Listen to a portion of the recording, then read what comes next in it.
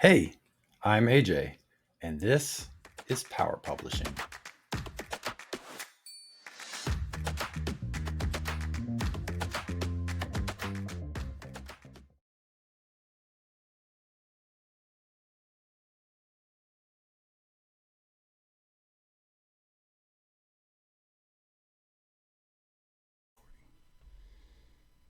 Okay, hey, Power Publishers, this is AJ, and I'm here with Danni Loe with Flat River Group. And Danny, why don't you tell us a little bit about yourself, what you do in board gaming, and then we'll get to the big question. This is already a big question. I have done very many things. This is my 10th year in the industry.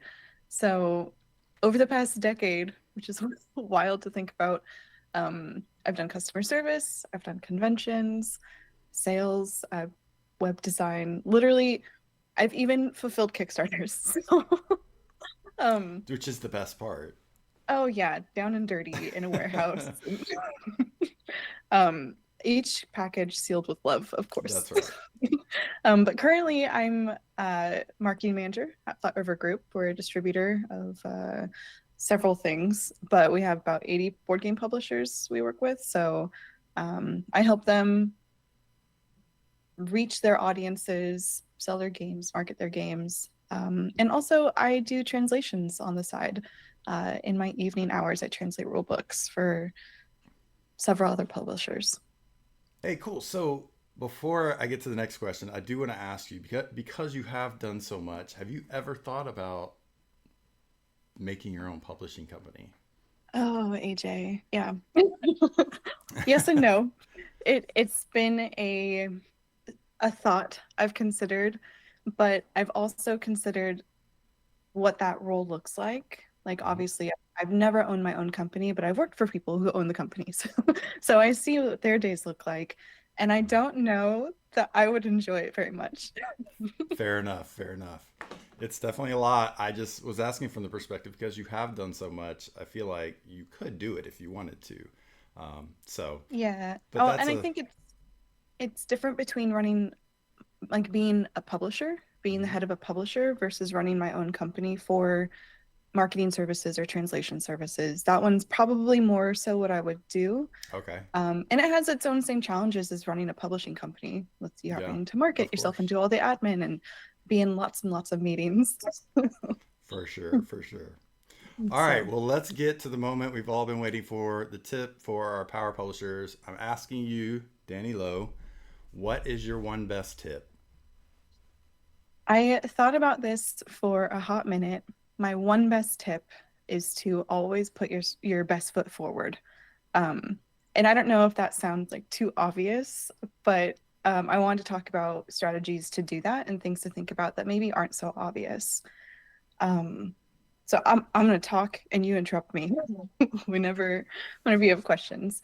Um, the reason I thought of this topic was because it's relevant to my current project at FRG.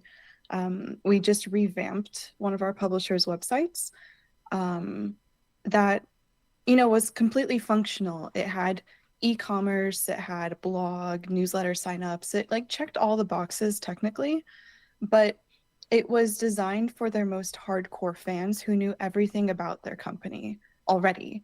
Um, and that's not necessarily your best foot forward. That's like your shoes in the back of your closet that you break out for special occasions, if you know where to find them.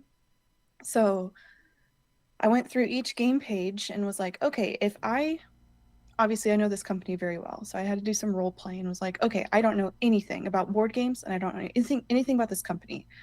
So why do I care? Why do I care about visiting not just their website, but playing their games, going to their social media and finding out more about them? Like, what's the story here? How do I connect to them on an emotional level? Which is really how I view marketing.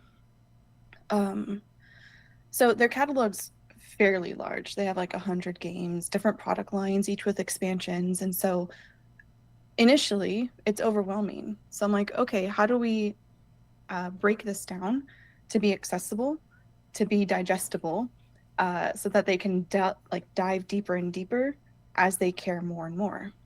So Um, the easy thing, and I'm going to talk about a website, but you could really apply these things to your social media, to your booth presence at conventions, um, really just anywhere.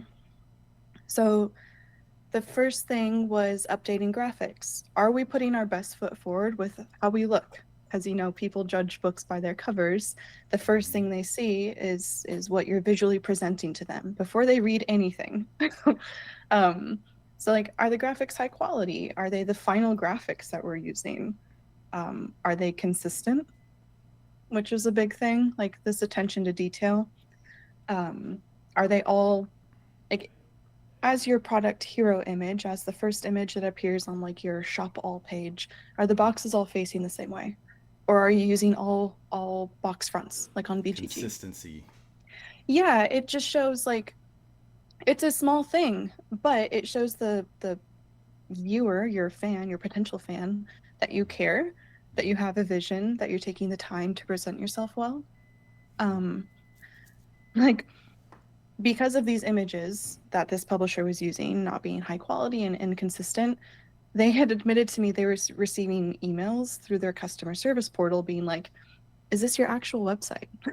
Is this a scam? Basically, I don't trust Mm-hmm. that this is a legit company. Right. Um, and that applied to Amazon as well, right? Mm-hmm.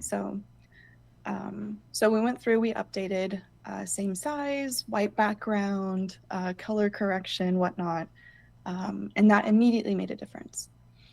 Uh, then we looked at the text. Okay, is it consistent usage? Are we like, how long are we putting it on the web page? Are we linking things? Is it the final text? Some had placeholders, so um, you want whatever text you have on BGG, Amazon, your website to be the same for that consistency and uh, leading into like the marketing philosophy of the more times you see it, the longer it sticks and you remember and eventually want the thing. Very much like a divide and conquer, divide and copy philosophy. Uh, but then I think the biggest hurdle to get through the I'm a fan who knows nothing about you type of block with such a huge catalog was okay, let's make it easy for them. If they know one thing, if they know one product, let's recommend them other products. Let's give them a path to follow, so that they don't, as they're meeting us, a publisher for the first time, they find the one thing and then they're like, oh my God, let me just shut that door really quick because there's too much and I don't know what's happening. um, so like linking the products together, being like, if you liked this, you'll like this. Oh, you played this, then you'll definitely have fun with this. Um, Organizing your catalog into product lines is one strategy, being like, here, with you, like, here's everything Mm-hmm. Final Girl. Mm-hmm. But you could also do it another way. Be like, here's everything family, here's everything solo, just to like, hey, you are this type of player, here's Mm. everything that's made for you. Yeah. Um, so anyway, we did all of this, uh, and we made the updates to their newsletter. We'd already made updates to their Amazon as well. So it was like this three-prong approach. Um, and after we made those updates, they had like 5 times the amount of sales in 1 month than they normally do. Oh So wow. yeah, it was That's pretty awesome. exciting. Let me ask you. So I can imagine maybe some of my students ask or program members asking, how do you know? How do I know that I'm putting my best foot forward? Right? Mm. It's easy to go, okay, I'm gonna do my best. Is it just, hey, like, give it your all, give it your best, and that's putting your best foot forward? Is it, hey, do I ask other people? How does this look to them? Does this look like we're giving full effort? What do you think? I am a huge proponent of finding inspiration in your role models. So what I do whenever I'm trying to do something new, I have an idea. I hope it's good, but I don't know. I'll go look at companies I admire and Mm-hmm. see if they've done something similar, or if they haven't, then why? Maybe I can figure that out. I love a good deduction game. There you go. um, but I'll go look at companies that I aspire to be. Mhm. whether that's like through their visual pres like their branding, or if they have like a really engaged community. What are they doing? Why are they doing it? How can I implement that in my own way? So I would say pull up, if you have big enough monitor, pull up your website or whatever you're working on and your role model's website and just do some analysis of like, okay, why do I like this so much and how can I make it my own version? And if you see like, oh, their boxes are all like angled one way and mine are all flat covers, maybe you switch it up there. Or mine are not consistent, or I don't have enough text. Just do some comparisons.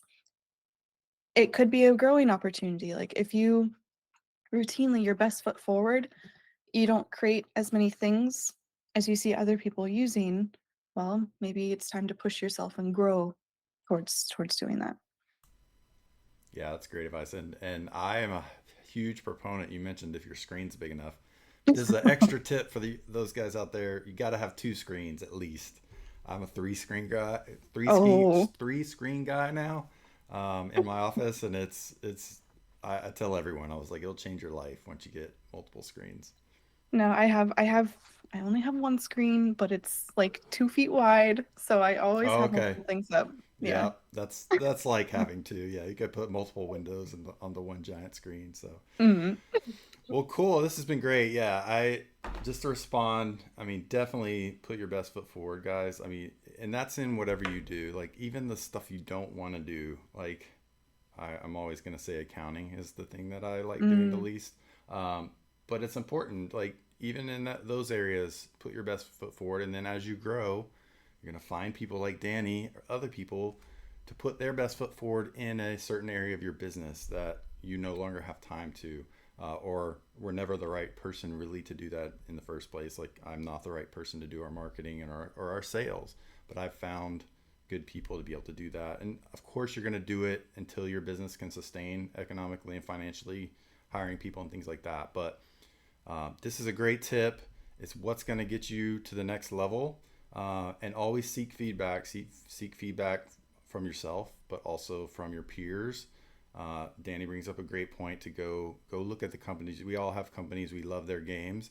Look at what they're doing. Look at the ones out there you aspire to sort of have success like they have success, and go model that behavior and their actions. So that's it. We're right a little over 10 minutes. Thanks, Danny. Really appreciate it. And we'll see you. I guess I'll see you at Origins probably next.